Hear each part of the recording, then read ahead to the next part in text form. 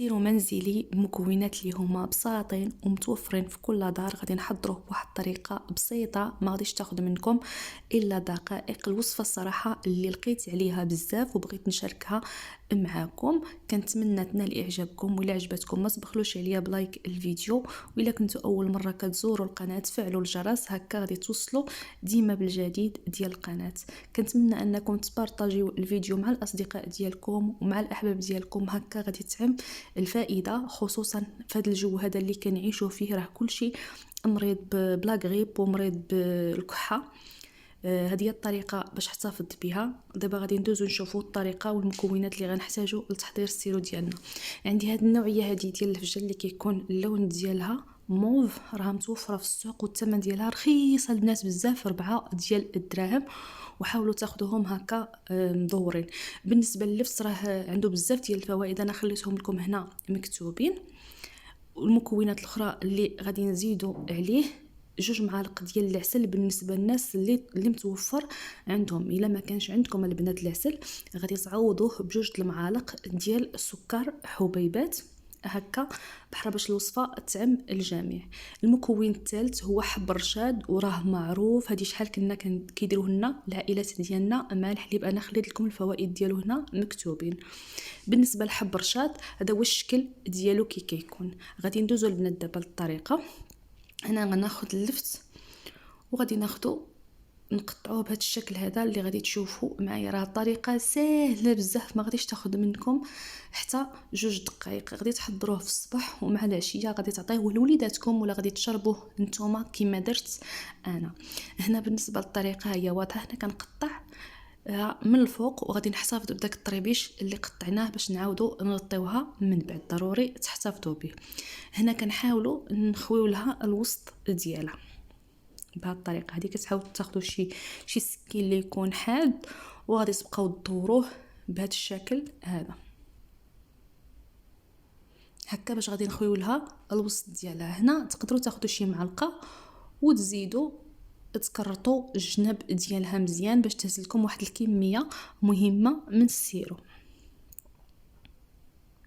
غادي نبقى مكمله بهذه الطريقه حتى غادي نحصل على هذا الشكل هذا.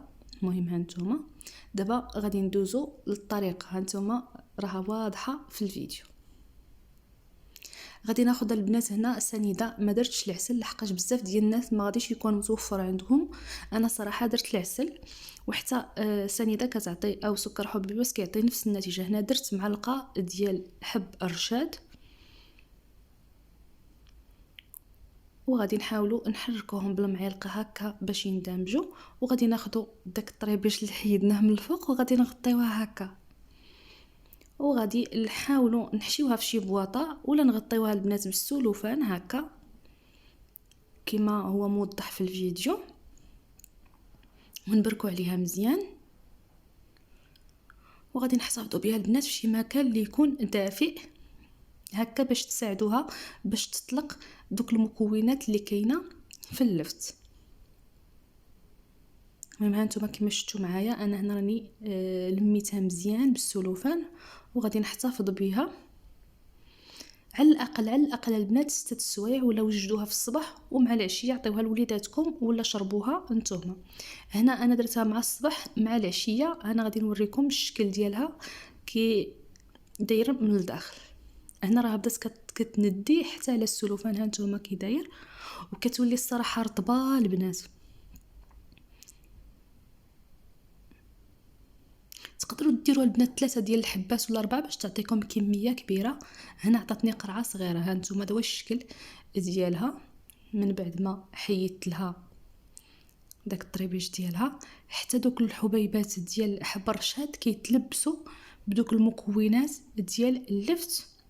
والصراحه انا خديتها هنا يومين وكانت نتيجه اللي مرضيه، رغم انني كناخذ انا لي كورتيكويد وكندير هذوك الرابوز.